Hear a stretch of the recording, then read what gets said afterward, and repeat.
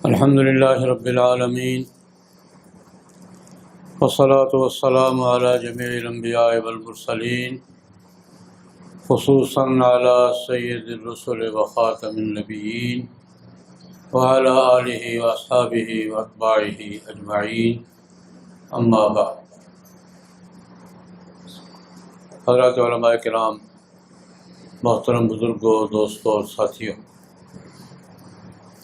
گزشتہ نشست میں میں نے اس موضوع پر گفتگو کا آغاز کیا تھا اور یہ عرض کیا تھا کہ 3 مرحلوں میں بات ہوگی۔ پہلے مرحلے پر یہ کہ جناب نبی کریم صلی اللہ علیہ وسلم نے جاہلیت کے خاندانی نظام میں کیا تبدیلیاں کی تھیں۔ فیملی خاندان تو جاہلیت میں بھی تھا، آدم علیہ السلام سے چلا آ رہا ہے، ہر قوم میں ہے، ہر ملک میں ہے۔ تو جناب نبی کریم صلی اللہ علیہ وسلم نے جاہلیت کے نظام میں کیا تبدیلیاں کی تھیں، پہلے اس پہ گفتگو، پھر یہ دوسرے مرحلے پہ عرض کروں گا انشاءاللہ کہ آج کا عالمی نظام ہم سے ہمارے خاندانی نظام میں کن تبدیلیوں کا تقاضا کر رہا ہے، اس کی فہرست عرض کروں گا، اور تیسرے مرحلے پہ اس پہ گفتگو ہوگی انشاءاللہ العزیز کہ ہمارا موقف کیا ہے اور ہم کہاں کھڑے ہیں۔ یہ 3 مراحل میں گفتگو ہوگی۔ جاہلیت کے نظام میں جناب نبی کریم صلی اللہ علیہ وسلم نے جو تبدیلیاں کیں، ان میں سے 2-3 کا میں نے گزشتہ نشست میں عرض کیا۔ ایک تو یہ عرض کیا تھا کہ جاہلیت کے زمانے میں نکاح کی اور مرد اور عورت کے جنسی تعلق کی جتنی صورتیں تھیں نکاح کے نام پر یا کسی بھی عنوان سے، نبی کریم صلی اللہ علیہ وسلم نے 2 صورتوں کے سوا باقی سب کی ممانعت کی۔ 5-6 صورتیں میں نے عرض کی تھی، یہ بھی تھی اور یہ بھی تھی، اور مختلف ضلع کی صورتیں تھیں، بدکاری کی صورتیں تھیں، ان پر ٹائٹل چڑھایا ہوا تھا۔ جتنی بھی نکاح کی صورتیں جاہلیت کے زمانے میں مروج تھیں، جن کو اون کیا جاتا تھا، جن کو تسلیم کیا جاتا تھا، جن کا معاشرے میں موجود تھا، نبی کریم صلی اللہ علیہ وسلم نے سب کی نفی فرما دی، صرف 2 باقی رکھے، او علی ازواجہم او ما ملکت ایمانہم۔ اس کے بعد فرمایا فمن ابتغی وراء ذلک فاولئک هم العادون۔ اس کے سوا جتنی صورتیں بھی جنسی تعلق کی یا شہوت پوری کرنے کی، سب حرام ہیں۔ یہ 2 اللہ علی ازواجہم، یہ تو نکاح کی صورت ہے، او ما ملکت ایمانہم، یہ مستقل موضوع ہے، اس پر تو میں انشاءاللہ ایک مستقل نشست میں بات کروں گا۔ او ما ملکت ایمانہم کیا ہے اور اس کے متعلقات پہ گفتگو ہوگی انشاءاللہ۔ ابھی میں بات کر رہا ہوں کہ نبی کریم صلی اللہ علیہ وسلم نے جاہلیت کے نکاح کے طریقوں میں سے ایک بات میں نے عرض کی تھی کہ سارے طریقے ختم کر دیے، صرف 2 باقی رہنے دیے تھے، جن کو جائز تسلیم کیا گیا، جن کو حضور نے قبول کیا، او الا علی ازواجہم او ما ملکت ایمانہم۔ دوسری تبدیلی میں نے عرض کی تھی کہ جاہلیت کے زمانے میں نکاحوں پہ پابندی کوئی نہیں تھی، 4 5 7 10 20 100 جتنے مرضی کر لیں، لیکن قرآن پاک نے حد بندی کر دی کہ 4 سے زیادہ نہیں۔ یہ جاہلیت کے خاندانی نظام میں بڑی بنیادی تبدیلی تھی کہ 4 سے زیادہ نہیں، یہ دوسری بڑی تبدیلی تھی۔ تیسری تبدیلی یہ تھی جو پہلی تبدیلی کا ہی ایک حصہ ہے لیکن الگ عنوان ہے اس کا، کہ جاہلیت کے زمانے میں زنا کی بنیاد پر بھی نسب تسلیم ہوتا تھا۔ اگر مرد عورت اقرار کرتے تھے کہ ہمارا تعلق ہے تو بچہ نسب تسلیم ہوتا تھا، اور بھی طریقے تھے۔ جناب نبی کریم صلی اللہ علیہ وسلم نے سب کی نفی فرما دی، فرمایا الولد للفراش وللعاہر الحجر، بیٹا بچہ صاحب بستر کا ہوگا، اور زنا کسی بھی صورت میں ہو اس کا نسب تسلیم نہیں ہوگا، اس کو سنسار کیا جائے گا۔ یہ 3 تبدیلیوں کا میں نے ذکر کیا تھا۔ کسی نے کسی کو بیٹا کہہ دیا ہے، بیٹا ہو گیا، بھائی کہہ دیا ہے، بھائی ہو گیا. یہ منہ بولا بیٹا منہ بولا بھائی، بلکہ اپنے مقام پر بات آئے گی اس کی کہ زہار بھی اسی قسم کی چیز ہے کہ بیوی کو ماں کی تشبیہ دے دی تو وہ حرام ہو گئی ہے. وہ الگ مسئلہ عرض کروں گا اپنے مقام پر. تبنی اور تاخیر دونوں، کسی کو بھائی بنا لیا، کسی کو بیٹا بنا لیا، کسی کو باپ بنا لیا، کسی کو بہن بنا لیا، یہ جاہلیت میں چلتا تھا. اسلام نے نفی فرمائی، اور نفی بھی کہاں سے کی؟ خود جناب نبی کریم صلی اللہ علیہ وسلم کی ذات گرامی سے. رسول اللہ صلی اللہ علیہ وسلم نے پرانے رواج کے مطابق اپنے آزاد کردہ غلام زید بن حارثہ کو بیٹا بنا لیا تھا. خود حضور ابو زید کہلاتے تھے، زید بن حارثہ زید بن محمد کہلاتے تھے. قرآن پاک میں صرف حضرت زید کا نام ہے، وہ کسی صحابی کا نام نہیں ہے. لیکن اللہ رب العزت نے ایسے مقام پر جا کے نفی کی کہ پھر کوئی گنجائش نہیں رہ گئی. نبی کریم صلی اللہ علیہ وسلم نے بیٹا بنا لیا تھا، زید بیٹا بن گئے تھے، کنیت تبدیل ہو گئی تھی، سب کچھ ہو گیا تھا. اللہ پاک نے فرمایا نہیں، ادعوہم لآبائہم هو اقسط عند اللہ. بیٹا اپنے باپ کا ہی ہوتا ہے. منہ کے کہنے سے نہ کوئی بیٹا بنتا ہے نہ کوئی بھائی بنتا ہے. آج کل درمیان میں تھوڑی لطیفے کی بات بھی ہو جائے. آج کل یہ ہمارے یہاں عام طور پہ چلتا ہے، دو جگہوں پہ ہم مغالطہ کھاتے ہیں. یہ لاولد جوڑے جو ہے نا، کسی بچے کو لے کر بیٹا بنا لیتے ہیں، بیٹا بیٹی بنا لیتے ہیں اور اپنا نسب لکھوا دیتے ہیں. شرعاً درست نہیں ہے، شرعاً درست نہیں ہے. لکھوا لیتے ہیں، بچہ لے کے پال لیا. بچہ پالنے میں کوئی حرج نہیں ہے، نسب تبدیل کرنے کی اجازت نہیں ہے. حضور کو اجازت نہیں ملی تو اور کسی زید بن محمد نہیں بن سکے تو اور کیا بنے گا. ایک یہاں ہم گڑبڑ کرتے ہیں کہ بچہ لے کے پالا تو اپنا بیٹا لکھوا لیا. یہ ایک گڑبڑ اور جگہ کرتے ہیں کہ عمرے پر حج پہ جانے کے لیے عورت کے ساتھ محرم کا ہونا ضروری ہوتا. تو محرم اگر نہیں ہوتا تو کسی کو محرم بنا لیتی ہے. میرے پاس کئی کیس آئے کہ میں نے بہن بھائی بنا لیا ہے، آپ تصدیق کر دیں. مجھے صاحب خدا کی قسم میں نے بھائی بنا لیا ہے. میں نے کہا بہن بھائی بنانے سے نہیں بنتے، بڑے بنایا.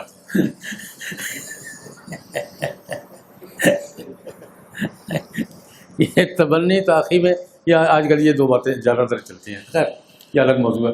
میں یہ کہہ رہا ہوں کہ یہ بیٹا بنانا بھائی بنانا چلتا تھا، وارث بھی ہوتے تھے. نبی کریم صلی اللہ علیہ وسلم نے بیٹا بنایا تھا، اللہ نے قبول نہیں کیا. ہجرت کے بعد مہاجرین انصار میں نبی کریم صلی اللہ علیہ وسلم نے مواخات کرائی تھی، بھائی بھائی بن گئے تھے. کچھ عرصے ایک دوسرے کے وارث بھی ہوتے تھے، لیکن یہ پرانے رواج کے مطابق. لیکن اسلام نے وراثت کے احکام بتا دیے اور نفی فرمائی. ایک تبدیلی یہ کی کہ منہ بولا بیٹا منہ بولا باپ منہ بولا بھائی یا معاہدے کے تحت بھائی، یہ اسلام نے اس کو تسلیم نہیں. یہ ایک تبدیلی کا ذکر. ایک تبدیلی یہ کی کہ رضاعت کو حرمت کے اسباب میں شمار کیا. رضاعت پہلے بھی ہوتی تھی لیکن قبائل کے الگ الگ ضابطے تھے. رضاعت کو قرآن پاک نے حرمت کے مستقل اسباب میں شمار کیا. امہاتکم اللاتی ارضعنکم واخواتکم من الرضاع.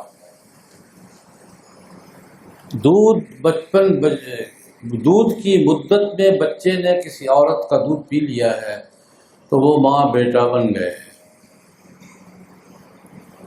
وہ حرمت کے سارے یحرم من الرضاع ما یحرم من النسب، جو رضاعت سے اور نسب سے حرمت ثابت ہوتی ہے وہ رضاعت سے بھی ثابت ہوتی ہے.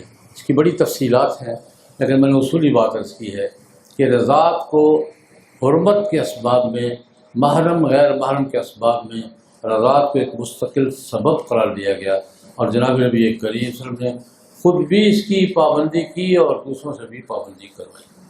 بخاری شریف کی روایت ہے، نبی کریم صلی اللہ علیہ وسلم کو پیشکش کی گئی حضرت حمزہ سید الشہداء حمزہ رضی اللہ تعالیٰ عنہ، ان کی بیٹی مکے سے آ گئی تھی، جوان بیٹی تھی، کسی نے پیشکش نبی کریم صلی اللہ علیہ وسلم یا رسول اللہ آپ کی چچزاد بھی ہے، حضرت حمزہ کی بیٹی ہے، جوان لڑکی ہے، تو اس کے لیے مناسب یہی ہے کہ آپ اس سے شادی کریں۔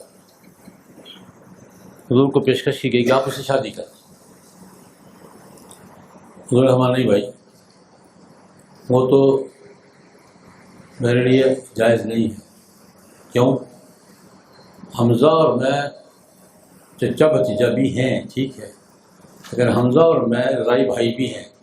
ہم دونوں نے ابو لہب کی لونڈی سہیبہ کا دودھ پیا تھا، تو اس رشتے سے میری بھتیجی لگتی ہے۔ اس رشتے سے حضرت حمزہ کی بیٹی میری کیا لگتی ہے؟ بھتیجی لگتی ہے۔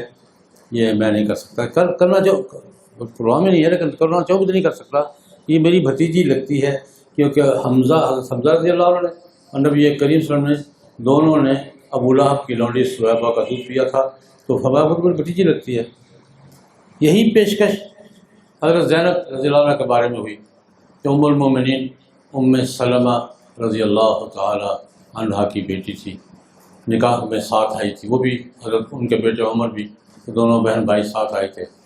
تو کسی نے پوچھ لیا نبی کریم صلی اللہ علیہ وسلم سے، زینب حضور کے گھر میں ربیبہ کے طور پہ پڑھی ہے، بیٹی کے طور پر، بیوی کی بیٹی ہوتی ہے، ربیبہ کے طور پہ پلی ہیں۔ تو وہ کسی نے پوچھ لیا کہ آپ زینب سے نکاح کرنا چاہتے ہیں؟ فرمایا نہیں بھائی، زینب تو 2 وجہ سے حرام ہے مجھ پر۔ ایک اس حوالے سے کہ ربیبہ ہے، ربائبکم اللتی فی حجورکم من نسائکم اللتی دخلتم بہن، وہ ربیبہ ہے، میری بیوی کی بیٹی ہے، میری بیٹی ہے۔ اور دوسرا اس کے باپ ابو سلمہ نے اور میں نے سہیبہ کا دودھ پیا ہوا ہے، دونوں رضائی بھائی بھی ہیں، یہ میری بھتیجی بھی لگتی ہے، میری ربیبہ بھی ہے، 2 وجہ سے مجھ پر حرام ہے۔ تو میں نے عرض یہ کیا کہ جناب نبی کریم صلی اللہ علیہ وسلم نے رضاعت کو حرمت کے اسباب میں مستقل سبب قرار دیا، خود بھی اس پر پابندی کی اور دوسروں کو بھی حکم دیا۔ اور یہاں بھی بات کرنا چاہوں گا کہ آج کل ہمارے ہاں اس مسئلے پہ بھی بہت بے پرواہی برتی جاتی ہے، بہت بے پرواہی برتی جاتی ہے۔ اب اس مسئلے کا علم نہیں ہوتا، نہ ہی ہم بس بیان کرتے ہیں۔ ہم بھی زیادہ تر یہ مسائل عام طور پہ نہیں بیان کیا کرتے، تو لوگوں گھروں میں بچے مائیں ایک دوسرے کو دودھ پلا دیتی ہیں، اور وہ دودھ پی کر رشتہ تو قائم ہو جاتا ہے، لیکن حرمت، محرم، غیر محرم، نکاح، غیر نکاح، بڑے لمبے مسئلے بعد میں کھڑے ہو جاتے ہیں، اور وہ کوئی پرواہ ہمارے یہاں نہیں ہوتی۔ یہ میں نے ضمن عرض کیا کہ یہ مسئلہ بھی ہمارے ہاں بے پرواہی کے بڑے مسائل میں سے ہے، حالانکہ یہ اس سے حرمت متعلق ہو جاتی ہے، وہ ماں بن جاتی ہے۔ بلکہ ام المومنین حضرت عائشہ رضی اللہ تعالیٰ عنہ، بخاری شریف کی روایت ہے، کہتی ہیں کہ جب پردے کے احکام آئے تو ان کے رضائی چچا تھے افلح، ان کے رضائی چچا لگتے تھے، یعنی جس عورت کا دودھ پیا تھا اس کے دیور تھے، جس عورت کا دودھ حضرت عائشہ نے پیا ہوا تھا اس کے کیا لگتے تھے؟ دیور۔ تو وہ ان کی ماں لگی، خامن باپ لگا، اور خامن کا بھائی کیا لگا؟ چچا لگا۔ اس رشتے سے وہ چچا لگتے تھے، رضائی۔ حضرت عائشہ فرماتی ہیں کہ پردے کے احکام جب آ گئے کہ کوئی اجازت سے میرے اندر نہیں آئے گا، تو افلا آئے تو میں نے باہر سے واپس کر دیا، اب جائیں، اب پردہ ہے۔ تو نبی کریم صلی اللہ علیہ وسلم کو رپورٹ دیا، رسول اللہ افلا آئے تھے، میں نے واپس کیوں کر دیا؟ یا رسول اللہ وہ پردہ تھا، فرمایا چچا تمہارا؟ یا رسول اللہ وہ کیسے چچا بن گیا؟ فرمایا تمہارے ماں جو ہے تمہارا رضائی باپ جو کا بھائی نہیں ہے تو چچا ہے نا تمہارا۔ حضرت عائشہ تعجب سے پوچھی، یا رسول اللہ عورت میں دودھ میں نے عورت کا پیا ہے، وہ چچا خواہ بن گیا۔ سوال کیا تاجر، یا رسول اللہ دودھ تو میں نے عورت کا پیا ہے، یہ تیسری جگہ چچا، تمہارا چچا ہے۔ وہ تمہارے پاس آ سکتا ہے، اس کا تم سے پردہ نہیں ہے، تمہارے پاس آ سکتا ہے، تمہارا چچا لگتا ہے۔ یہ میں نے 2-3 باتیں اس لیے عرضی ہیں کہ رضاعت کو جناب نبی کریم صلی اللہ علیہ وسلم نے حرمت کے مستقل اسباب میں شمار کیا ہے، اور یہ اسلام کے خاندانی نظام میں آج بھی یہ شرم تو موجود ہے، عملاً اس کی پرواہ نہیں۔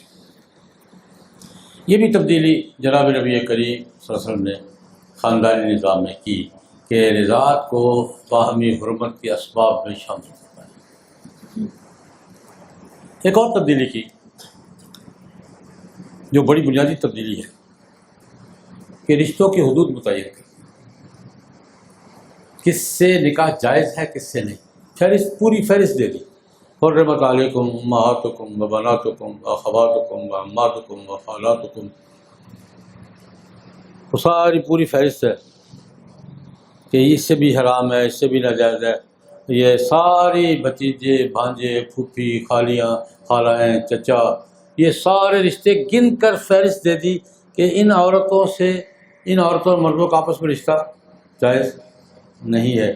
وہ میں تفصیل میں نہیں چاہتا، لیکن میں نے اصول عرض کیا ہے کہ محرمات کی فہرست دے دی کہ یہ رشتے جائز ہیں، یہ رشتے ناجائز ہیں۔ یہ قرآن اسلام نے، قرآن پاک نے اس جاہلیت کے نظام میں، حتیٰ کہ جاہلیت کے زمانے میں یہ بھی ہوتا تھا، اس کا بھی قرآن پاک میں ذکر ہے، کوئی حد بندی نہیں تھی، جہاں بھی نکاح کا موڈ بن گیا کر لیا، حتیٰ کہ باپ کی منکوحہ مطلقہ یا منکوحہ بیوہ سے بھی نکاح کر لیا۔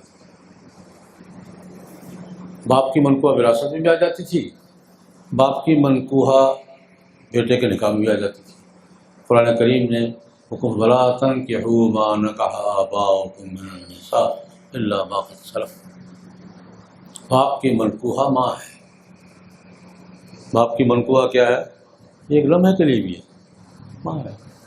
تو یہ حرمت کے رشتے طے کیے کہ آپس میں یہ رشتے حلال ہیں۔ یہ پوری ایک فہرست قرآن پاک نے جتنی بحث کیا کرتا ہوں کہ دو مسئلے قرآن پاک نے اتنی وضاحت سے بیان کیے ہیں کہ کوئی گنجائش چھوڑی نہیں۔ ایک محرمات کا مسئلہ پوری فہرست دی ہے، یہ حرام ہے، یہ حرام ہے، یہ حرام ہے۔ اور دوسرا وراثت کے حصے، اس کا تیسرا حصہ ہے، اس کا چوتھا حصہ ہے۔ یہ قرآن پاک عام اسلوب یہ نہیں ہے۔ قرآن پاک تو نماز کی رکعتیں بیان نہیں کرتا، قرآن پاک عام اسلوب یہ ہے، قرآن پاک تو زکوٰۃ کا نصاب بیان نہیں کرتا، قرآن پاک تو نماز کی رکعتیں بیان نہیں کرتا، لیکن یہاں پوری فہرست محرمات کی دی ہے۔ اور وراثت کے پورے حصے، اگر یہ بات مناسب پاڑے پڑھ کے بیان کیے، اس کا چوتھا ہے، اس کا چھٹا ہے، اس کا آٹھواں ہے، اس کا آدھا ہے، اس کا ثلث ہے، پوری تفصیل کے ساتھ۔ یہ دو مسئلے قرآن پاک نے بالکل تفصیل کے ساتھ کسی ابہام کے بغیر بیان کیے ہیں۔ محرمات کون کون سے نکاح حرام ہے، اور دوسرا مسئلہ یہ وراثت کے احکام۔ تو میں نے کہا ایک تبدیلی قرآن پاک نے نکاح کے مسائل میں یہ کی کہ حلال حرام کی فہرست متعین کر دی، کس عورت سے نکاح جائز ہے، کس عورت سے ناجائز ہے، کون محرمات میں ہے۔ وَحِلَّ لَكُم مَّا وَرَاءَ ذَلِكُمْ، محرمات کے پوری فہرست دے کر، حرمت علیکم امہاتکم وبناتکم واخواتکم وعماتکم وخالاتکم وبنات الاخ وبنات الاخت وامہاتکم اللاتی ارضعنکم واخواتکم من الرضاعہ وامہات نسائکم اللاتí، یہ میں پوری آیت مجھے حاضر نہیں ہے، لیکن میں نے اکثر پڑھ دی۔ یہ پوری فہرست دے کر وَحِلَّ لَكُم مَّا وَرَاءَ ذَلِكُمْ، اس فہرست سے باہر سب جائز ہے، لیکن ان تبتغوا باموالکم محسنین غیر مصافحین ولا متخذی اخدان۔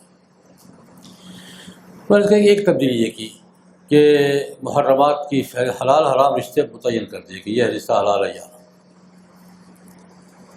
ایک تبدیلی اور کی جو بڑی بنیادی تبدیلی ہے اور آج تک جھگڑے کا باعث بنی ہوئی ہے۔ اس وقت بھی سب سے بڑا جھگڑا خاندانی نظام میں اس تبدیلی پر ہے کہ مسلمان غیر مسلم کا نکاح جاہلیت کے زمانے میں تھا، جاہلیت کے زمانے میں تھا، حضرت عمر کے نکاح میں تھی، حضرت ابوبکر کے نکاح میں تھی، اور حضرت معاویہ کے نکاح میں تھی، اور بہت سے صحابہ کے جب ناجائز نہیں تھا تو نکاح میں تھی۔ خود نبی کریم صلی اللہ علیہ وسلم کی بیٹی ابو العاص کے نکاح میں جس وقت مسلمان نہیں تھی، حضور کی بڑی بیٹی حضرت زینب رضی اللہ عنہ حضرت ابو العاص بن ربیع رضی اللہ تعالیٰ عنہ کے نکاح میں تھی۔ حضرت خدیجہ کے بھانجے تھے، آپس میں خالازاد تھے دونوں، تو نکاح ہوا تھا۔ تو اس وقت یہ بہت دیر سے مسلمان ہوئے ہیں، بدر میں بھی یہ قیدیوں میں تھے، بڑا دلچسپ واقعہ امام بخاری بیان فرماتے ہیں۔ بدر میں حضرت زینب حضور کے گھر میں ہے اور خاوند کافر قیدیوں میں ہے، نکاح باقی ہے، نکاح قائم ہے، تو فدیہ کا فیصلہ ہوا۔ بڑا دلچسپ واقعہ ہے۔ فدیہ کا فیصلہ ہوا۔ اب العاص بن ربیع کے پاس کچھ دینے وینے کو تھا نہیں کہ میں فدیے میں کیا دوں گا، تو اہلیہ محترمہ گھر میں ہے مدینہ منورہ میں، حضرت زینب رضی اللہ عنہ، ان کو پتہ چلا کہ میرا خاوند قیدی ہے، فدیے کا فیصلہ ہوا ہے، فدیے کے پیسے نہیں ہیں، تو اپنا ہار گلے سے اتارا، کسی ذریعے سے بھجوایا، ابو العاص کو دے دو، جا کر یہ اپنا فدیہ ادا کرو۔ مسلمان بہت بات نہیں ہوئے ہیں، اپنا ہاتھ دیا کہ جا کر ابو العاص کو دے دو تو وہ اپنا فدیہ ادا کر کے رہا ہو جائے۔ تو ابو العاص دیکھ لیا کہ میری بیوی کا ہار ہے، بیوی نے بھیجا ہے، تو وہ حضور کی خدمت میں جب پیش کیا، حضور کی تو آنکھیں بھر آئیں۔ یہ ہار اصل میں حضرت خدیجہ کا تھا، ام المومنین حضرت خدیجہ رضی اللہ عنہ کا ہار تھا۔ انہوں نے شادی کے موقع پر بیٹی کو ہدیہ کیا تھا، تو حضور کو پرانا دور سارا یاد آ گیا۔ یہ تو خدیجہ کا ہار ہے، بیٹی کے پاس، اب بیٹی نے خاوند کو بھیجا ہے اس کو آزاد ہونے کے لیے، تو حضور نے سفارش کی۔ عام طور پہ حضور سفارشیں اس قسم کی نہیں کیا کرتے تھے، اس قسم کی بات حضور عام طور پہ نہیں کیا کرتے تھے۔ تو حضور سے فرمایا دیکھو بھائی، یہ خدیجہ کا ہار ہے، بیٹی کے پاس ماں کی نشانی ہے، اگر تم اجازت دو تو یہ زینب کو واپس کر دو۔ کیا صلح حاضر ہے، پیش کر دیں۔ یہ میں بتا رہا ہوں کہ جاہلیت کے زمانے میں کافر مسلم کا نکاح ہوتا تھا، بلکہ ایک اور واقعہ بھی بخاری شریف میں ہی ہے۔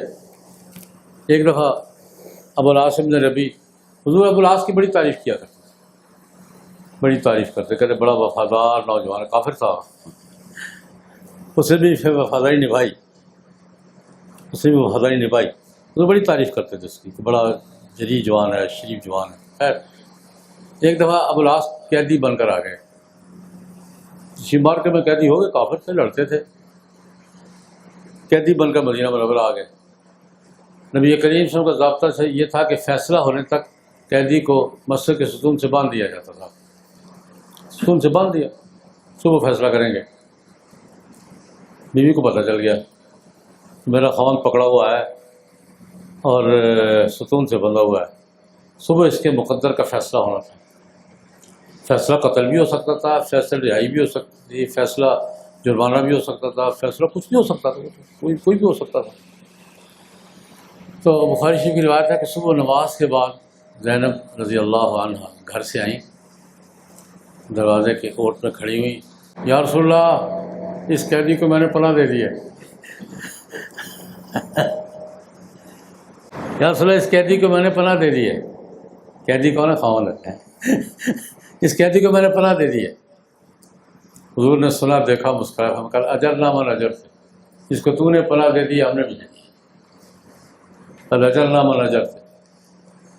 قانون ضابطہ یہ تھا کہ کسی قیدی کو، کسی کافر کو، دشمن کو، عام آدمی بھی اگر پناہ دے دے تو ہو جاتی تھی، تو ان کو پتہ تھا مسئلے کا کہ میں اگر پناہ دوں گی تو بچ جائے گا، ورنہ پتہ نہیں کیا فیصلہ ہوگا اس کے بارے میں، خاوند ہے میرا۔ تو یہ بات ہوتی تھی کہ جاہلیت کے زمانے میں کافی عرصہ تک، بلکہ اسلام میں بھی کافی عرصہ تک مسلمان کافر کا نکاح رہا ہے۔ اور بھی بہت سی مثالیں، میں نے ایک مثال دی تھی، اور بھی بہت سی مثالیں ہیں، لیکن ایک وقت آیا کہ جب حکم ہو گیا وَلَا تَنكِحُوا الْمُشْرِكَاتِ حَتَّىٰ يُؤْمِنَّ وَلَا تُنكِحُوا الْمُشْرِكِينَ حَتَّىٰ يُؤْمِنُوا۔ کسی مشرک کافر عورت سے تم نکاح نہیں کرو، اور کسی کافر مرد سے نکاح میں کوئی عورت، مسلمان عورت نہیں دو گی۔ وَلَا تُنكِحُوا الْمُشْرِكِينَ حَتَّىٰ يُؤْمِنُوا۔ ایمان لائیں گے تو پھر گنجائش، پھر صورت صحیح ہوگی، نہ ایمان لائے بغیر مسلمان اور کافر کا نکاح آپس میں درست نہیں ہے۔ تفصیل اپنے مقام پہ عرض کروں گا، لیکن آج یہ ایک جھگڑا ہمارا یہ بھی ہے، مسلمان اور کافر کا نکاح آپس میں کیوں درست نہیں ہے۔ تفصیل اپنے مقام پہ باری آئے گی پھر عرض کروں گا، لیکن ایک جھگڑا ہمارا یہ بھی ہے دنیا کفر کے ساتھ کہ بہت سے ملکوں میں مسلمان غیر مسلم نکاح کرتے ہیں اور عدالتیں فیصلہ کرتی ہیں کہ ٹھیک ہے بھائی تمہیں کیا اعتراض ہے، کیونکہ نکاح کی تعریف اقوام متحدہ کے منشور میں یہ کی گئی ہے کوئی مرد اور عورت رضامندی سے نکاح کر لیں، اس میں مذہب کی قید نہیں ہے۔ خیر میں ایک تبدیلی بتا رہا ہوں۔ ایک تبدیلی یہ کی جناب نبی کریم صلی اللہ علیہ وسلم نے، جو بڑی بنیادی تبدیلی، اتنی بنیادی کہ اب تک جھگڑا چل رہا ہے کہ مسلمان اور غیر مسلم کا نکاح، لیکن ایک استثنا رکھی اہل کتاب کے ساتھ، یک طرفہ، دو طرفہ نہیں۔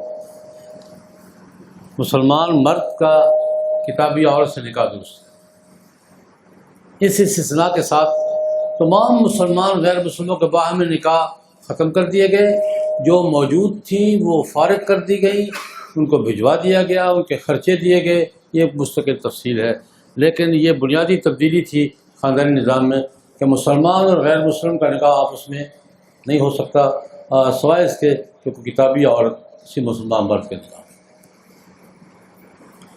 یہ بھی خاندانی نظام میں ایک بنیادی تبدیلی تھی۔ ایک اور تبدیلی خاندانی نظام میں جس کا ذکر حضرت عمر رضی اللہ تعالیٰ عنہ بڑی تفصیل سے کرتے ہیں، معاشرتی تبدیلی۔ یہ تو قانونی تبدیلیاں تھیں، یہ تو ضابطے کی تبدیلیاں تھیں، یہ نکاح درست ہے، یہ درست نہیں ہے، یہ بیوی ہے، یہ نہیں ہے، لیکن ایک معاشرتی تبدیلی، معاشرتی ماحول کی تبدیلی حضرت عمر رضی اللہ تعالیٰ عنہ بڑے مزے سے، بڑی تفصیل سے بیان فرماتے۔ بخاری شریف کی روایت ہے، حضرت عمر کہتے ہیں، لمبی روایت، بخاری شریف کی طویل ترین روایات میں سے ہے یہ، فرماتے ہیں کہ ہم جب ہجرت کر کے آئے مدینہ منورہ تو ہمارے ہاں قریش کا ماحول یہ تھا کہ عورت کو مرد کے کسی بات کا جواب دینے کا حق نہیں ہوتا۔ خاوند نے بات کہہ دی، کہہ دی، عورت ٹوکے آگے سے تصور بھی نہیں تھا۔ عورت کسی بات سے کہے کہ یہ بات یوں نہیں یوں ہے، نہیں ہو سکتا۔ خاوند کی بات کے جواب میں یا اس کو ٹوکنے پر عورت کا کوئی حق نہیں ہوتا تھا۔ یہ ہمارے قریش میں یہ چلتا تھا۔ انصار مدینہ میں آزادی تھی، انصار مدینہ میں آزادی تھی کہ جواب بھی دیتی تھی، انکار بھی کرتی تھی۔ کہتے ہیں ایک دن میں گھر میں، اپنے گھر میں تھا، کسی بات پر میں نے کوئی بات کی بیوی کو، انہوں نے کہا بات یوں نہیں یوں ہے۔ میں نے کوئی بات کی تو بیوی نے کہا نہیں اس طرح نہیں، بات یوں ہوگی۔ مجھے اچھا غصہ ہے کہ یہ کیسے ہو سکتا ہے، تم کون ہو بول رہے ہو؟ میں تو پرانے ماحول کے مطابق سوچ رہا تھا کہ اس کا کیا حق ہے، تم کون ہو کہنے والی کہ یہ بات یوں نہیں یوں ہے، تم نے مجھے ٹوکا ہے۔ سب سخت غصے میں اس نے آگے سے مجھے ٹوک دیا۔ میں نے کہا جناب مجھے بد غصے ہوں بھی بیٹی کو جا کر دیکھیں، پہلے بیٹی سے پوچھے جا کر، یہ تو ہوتا ہے، اگر بات غلط ہے تو غلط کہوں گی، مجھے پسند نہیں تو کہوں گی نہیں پسند، مجھے مت ڈانٹیں، جا کے بیٹی سے پوچھیں۔ وہاں بھی ایسا ہی ہوتا ہے۔ بیٹی کون؟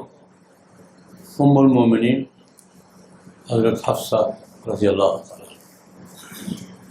کہتے ہیں میرے تو پاؤں کڑی سے زمین نکل گئی، حضور کے گھر میں ایسا ہوتا ہے، جا کے پوچھ لو۔ بیوی نے مجھے ٹوک دیا، کہتے میں نے چادر کندھے پہ ڈالی، سیدھا بیٹی کے گھر میں۔ بیٹی یہ کیا سن رہا ہوں میں، ہمارے یہاں تو یہ معمول نہیں تھا کہ بیوی خاوند کو جواب دے کسی بات پر، تو یہاں ابا جی ہوتا ہے۔ بیٹا کیا کہہ رہی ہو؟ ابا جی ہوتا ہے، کوئی بات ہوتی ہے ہم نہ بھی کر دیتی ہیں، کبھی آپس میں ناراض بھی ہیں، میاں بیوی ہیں، کبھی ناراض بھی ہو جاتے ہیں، کبھی کسی بات کا جواب بھی دے دیتے ہیں، کسی بات پہ نام بھی کر دیتے ہیں، کوئی ٹوک بھی دیتے ہیں، ہوتا ہے۔ حضرت عمر کہتے ہیں میں نے بیٹی کو بڑا تفصیل سے، بیٹا نہیں بیٹا نہیں بیٹا نہیں، بڑی تفصیل سے، بیٹا ایسا نہ کرنا۔ مجھے خیال ہوا کہ ساتھ اس کی پڑوسن جو ہے نا تو بکر کی بیٹی پتہ لاڈلی بیوی ہے، شاید اس کی یہ اس کی ریس کرتی ہو۔ ان کا بیٹا نا اپنی پڑوسن کو نہ دیکھنا، وہ بکر کی بیٹی ہے۔ خبردار خبردار، میں خبردار خبردار کر کے ساری بات، بیٹی تھی کیا کرتی، چپ کر بیٹھی تھی. کہتے ہیں یہاں سے بیٹی کو سمجھا بجھا کے نہیں، ڈانٹ ڈپٹ کے میں اٹھا وہاں سے. میں پھر اب مجھے پتہ چلا کہ گھر کے ماحول میں ایسا ہوتا ہے. انہوں نے کہا میاں بیوی یہاں ہوتا ہے. تو میں پھر گیا. ام المومنین ام سلمہ رضی اللہ عنہ بڑی سمجھدار خاتون تھی، ان کی کزن لگتی تھی حضرت عمر کی برادری میں. میں ام سلمہ کے پاس چلا گیا، بیٹی کو سمجھا بجھا کے ڈانٹ ڈپٹ کے میں ام سلمہ کے ہاں چلا گیا. میں نے ام سلمہ سے پوچھا، ام سلمہ نے کہا ہاں ہو جاتی ہے میاں بیوی میں، کبھی جھگڑا ہو جاتا ہے، کبھی ہو جاتی ہے، کبھی نہ بھی کر دیتی ہیں، کبھی کسی بات کا جواب ہو جاتا ہے، یہ گھر کا معاملہ. حضرت عمر کہتے ہیں میں نے ام سلمہ کو تھوڑا سا سمجھانا شروع کیا، اس نے مجھے ڈانٹ دیا. یا ابن الخطاب دخلت فی کل شیء، وہ خطاب کے بیٹے ہر معاملے میں ٹانگ اڑاتے ہو. حتیٰ تريد ان تدخل بین ازواج النبی صلی اللہ علیہ وسلم، اب میاں بیوی کے معاملے میں ٹانگ اڑانے آ گئے ہو. حضرت کہتے کثرت ظہری، میری کمر ہی توڑ دی اس نے. میں نے پتہ نہیں کس کس کو سمجھانا تھا. ابھی تو دوسرے اسٹیج پہ آیا تھا نا، بیٹی تو بیٹی پاپا جان سمجھ کے بیٹھی نہیں، یہ برابر کی تھی، کزن تھی. اس نے جب ابن الخطاب دخلت فی کل شیء، ہر معاملے میں دخل دیتے ہو. حتیٰ تريد ان تدخل بین ازواج النبی صلی اللہ علیہ وسلم، حضور کی اور بیویوں کے معاملے میں دخل دینے آ گئے ہو، جاؤ اپنا کام کرو. حضرت عمر کہتے ہیں کسی تیسری کے پاس جانے کا مجھے حوصلہ نہیں ہوا. میں وہاں سے واپس آیا، میں جناب نبی کریم صلی اللہ علیہ وسلم کی خدمت میں، یا رسول اللہ آج یہ بڑا عجیب واقعہ ہوا ہے. جب میں نے یہ کہا نا تو حضور نے بڑا خوبصورت تبصرہ فرمایا، بڑا خوبصورت تبصرہ فرمایا. میں نے کہا یا رسول اللہ بیٹی کو تو میں نے ڈانٹ دیا تھا، ام سلمہ نے کو میں نہیں ڈانٹ سکا، وہ اس نے مجھے ڈانٹ دیا ویسے. تو یہ کہا مجھے. حضور مسکرائے، میں ہے ام سلمہ، مطلب ہے ام سلمہ وہاں کیا کر رہے گئے.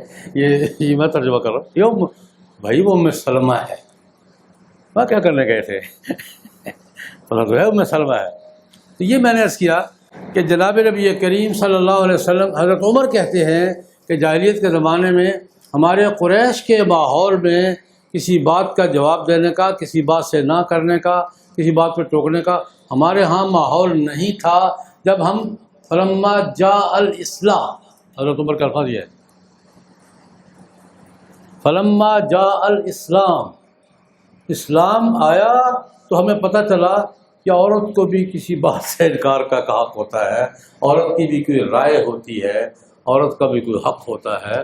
وہ بھی کسی بات پہ لڑ سکتی ہے، کسی بات پہ ٹوک سکتی ہے، کسی بات پہ جواب دے سکتی ہے. میں عرض کرتا ہوں کہ جناب نبی کریم صلی اللہ علیہ وسلم نے خاندان کے نظام میں ایک معاشرتی تبدیلی یہ بھی کی کہ عورت کو رائے کا حق دیا، عورت کی آزادی رائے بحال کی، اور عورت کو یہ حق دیا کہ کسی بات پہ اگر اس کے اختلاف تو کہہ سکے. جناب یہ بات یوں نہیں، یوں ہے. یہ پہلے قریش کے ماحول میں تو کم از کم حضرت عمر کے الفاظ میں نہیں تھی. فرماتے ہیں کہ فلما جاء الاسلام، اسلام آیا تو ہمیں پتہ چلا کہ عورت کی بھی کوئی رائے ہوتی ہے اور عورت کا بھی کوئی حق ہوتا ہے. اس پر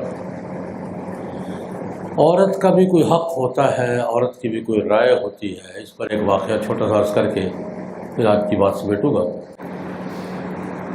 کری کی بات ہے، ام المومنین حضرت عائشہ رضی اللہ عنہ نے ایک لوڈی خرید کر آزاد کی تھی، بریرہ.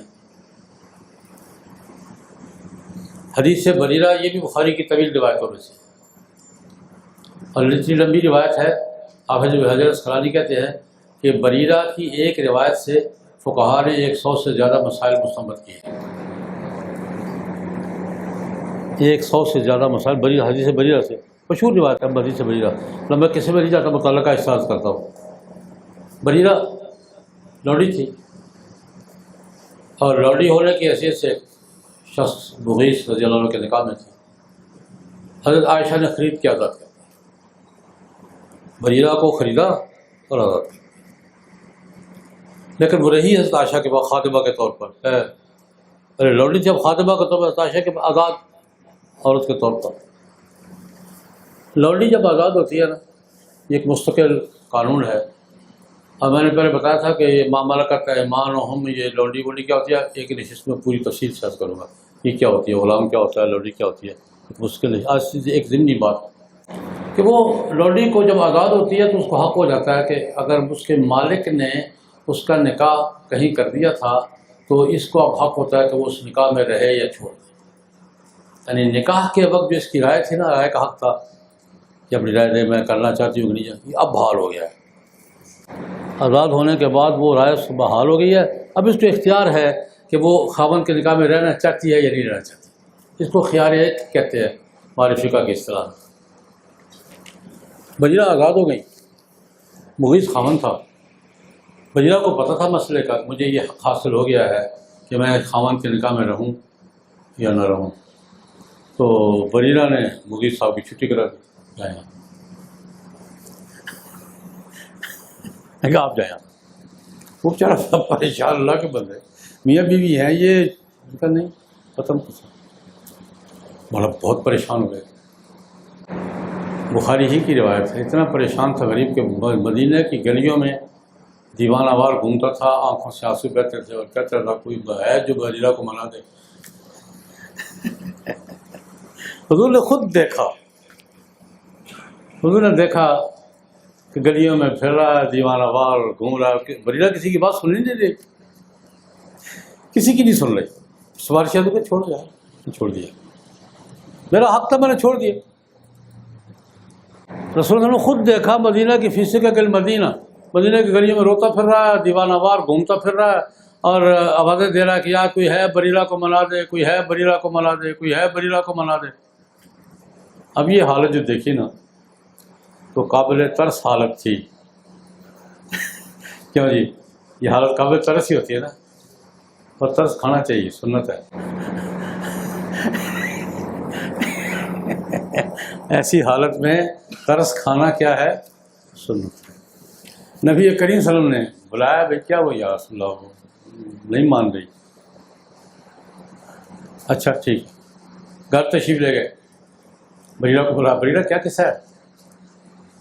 یا رسول اللہ میں نے چھوڑ دیا ہے. بریرہ وہ بڑا پریشان ہے، ہوگا. بریرہ وہ روتا پھرتا ہے گلی میں روز، میں کیا کروں، میں نے چھوڑ دیا. حضور نے فرمایا دیکھو اس کا حال یہ ہے کہ اس کا نام نہیں سننا چاہتی، اس کا حال یہ ہے کہ اس کا نام لے کے گلیوں میں بازاروں میں دعائی چلا. حضور نے فرمایا بریرہ نظر ثانی کر سکتے ہو اپنے فیصلے پر. بڑا برا حال ہے غریب کا. بریرہ نے ایک سوال کیا، یہ حد فاصل ہے، بہت بڑی بنیادی سوال کیا اس نے. یا رسول اللہ یہ جو آپ فرما رہے ہیں کہ میں مغیث کے پاس واپس چلی جاؤں، یہ آپ کا حکم ہے یا مشورہ ہے؟ بہت بڑی بنیاد بیان کی. یا رسول اللہ حکم تو پھر حکم کے مجال کس کو ہے؟ ما کان للمؤمن ولا مؤمنۃ اذا قضى الله ورسوله امرا ان يكون لهم الخيرة من امرهم. اللہ یا اللہ کا رسول کو فیصلہ کر دیں، کسی مومن کا کوئی اختیار باقی رہ جاتا ہے؟ یا رسول اللہ اتنی بات فرما دیا کہ یہ حکم ہے حاضر، لیکن یہ حکم نہیں ہے، مشورہ ہے، پھر میرا اختیار باقی ہے نا. آپ بھی بات سمجھ رہے نہیں سمجھ رہے؟ اگر تو حکم ہے کس کی مجال ہے، اور اگر مشورہ ہے تو مشورے میں اختیار ہوتا ہے نا. کیا سر یہ فرما دیجئے یہ حکم ہے یا مشورہ؟ حضور نے فرمایا حکم نہیں ہے، لا حاجت لک، مجھے کوئی ضرورت نہیں ہے، مجھے کوئی ضرورت نہیں ہے. یہ میں وہ بات بیان کر رہا ہوں کہ نبی کریم صلی اللہ علیہ وسلم نے گھر کی چار دیواری کے اندر جو رائے کا حق، حضرت عمر کہتے ہیں پہلے ہم بیوی کو بھی رائے کا حق نہیں دیتے تھے، اب لونڈی کو بھی مل رہا ہے یہ رائے کا حق. یہ معاشرتی تبدیلی تھی خاندانی نظام میں. جناب نبی کریم صلی اللہ علیہ وسلم نے صرف رائے کا حق نہیں دیا، فیصلوں کا حق دیا. حضور نے علم کا حق دیا. حضور، میں تو عرض کیا کرتا ہوں کہ حضور کا گھر تو پھر یونیورسٹی بن گیا تھا. حضور کا اپنا گھر جو ہے تعلیم گاہ بن گیا تھا، اور حضور کے تعلیمات کے ایک بڑے حصے کو عورتوں نے منتقل کیا. ایک بڑے حصے کو، اور تو سب سے زیادہ کس نے منتقل کیا ہے؟ ام المومنین حضرت عائشہ رضی اللہ تعالیٰ عنہ۔ تو میں نے آج یہ عرض کیا ہے کہ اس کو میں نے تھوڑا سا مکمل کیا ہے کہ نبی کریم صلی اللہ علیہ وسلم نے جاہلیت کے خاندانی نظام میں جو تبدیلیاں کی تھیں ان میں سے 3-4 کا میں نے ذکر کیا۔ محرمات کی فہرست متعین کی، رضاعت کو حرمت کے اسباب میں شامل کیا، مسلمان غیر مسلم کا نکاح ختم کیا، اور کیا ذکر کیا؟ تبنی اور تاخیر کا جو پرانا جاہلیت کا اصول تھا وہ ختم کیا، اور عورت کی رائے کا اور اس کے اختیار کا حق بحال کیا۔ یہ نکاح کے باب میں یہ جو تبدیلیاں حضور نے کی ہیں ان میں سے 5-7 تبدیلیوں کا میں نے ذکر کیا ہے، یہ بتانے کے لیے کہ جاہلیت کے زمانے میں خاندانی نظام کا دائرہ کیا تھا اور اسلام کے بعد خاندانی نظام کا دائرہ کیا ہے۔ اس میں ایک بات رہ گئی ہے، وہ تفصیل طلب ہے، اس کی تمہید آج باندھ دیتا ہوں، تفصیل اگلی تشریح میں کروں گا۔ وہ کیا ہے؟ تو یہ بھی آج کے بڑے اعتراضات میں سے ہے۔ میں اگلے موضوع کی بھی ساتھ ساتھ تیاری کر رہا ہوں کہ آج کی دنیا کو ہمارے خاندانی نظام کی کن باتوں پر اعتراضات ہیں، کن باتوں پر تحفظات ہیں۔ بات اپنے موضوع پہ کروں گا لیکن ابھی میں اس طرف اشارے کر رہا ہوں۔ ایک میں نے عرض کیا کہ مسلمان غیر مسلم کا نکاح جو ہے نا، یہ آج کا بڑا موضوع ہے، آج کے فیملی سسٹم کا دنیا میں بڑا موضوع ہے۔ یہ دوسرا یہ بھی بڑا موضوع ہے کہ ما ملکت ایمانہم کیا ہے؟ الا علی ازواجہم او ما ملکت ایمانہم، کہ یا بیوی یا لونڈی۔ یہ لونڈی کیا چیز ہے؟ غلامی کیا ہے؟ غلام کون تھے؟ اسلام کا موقف کیا ہے؟ اسلام قرآن پاک نے آج کے اعتراض میں نقل کر دیتا ہوں، جواب بھی تفصیل اگلے دیش میں۔ آج یہ کہتے ہیں کہ جب دنیا میں، ساری دنیا میں غلامی ختم ہو گئی ہے، ختم ہوئی ہے یا نہیں ہوئی ہے الگ مسئلہ ہے، کہاں ہوئی ہے کا یہ مستقل موضوع ہے کہ ختم ہوئی ہے نہیں ہوئی، لیکن قرآن پاک میں آپ غلامی کے مسائل پڑھا رہے ہیں، حدیث میں پڑھا رہے ہیں، اور آپ ما ملکت ایمانہم میں آپ تو اجازت بھی دے رہے ہیں سارے کاموں کی۔ تو یہ کیا چیز ہے؟ یہ اس پر انشاءاللہ العزیز ایک پوری نشست درکار ہے، اگلی نشست میں انشاءاللہ العزیز اس کی تفصیل کروں گا۔ اللہم صلی علی سیدنا محمد النبی الامی آلہ واصحابہ وبارک وسلم۔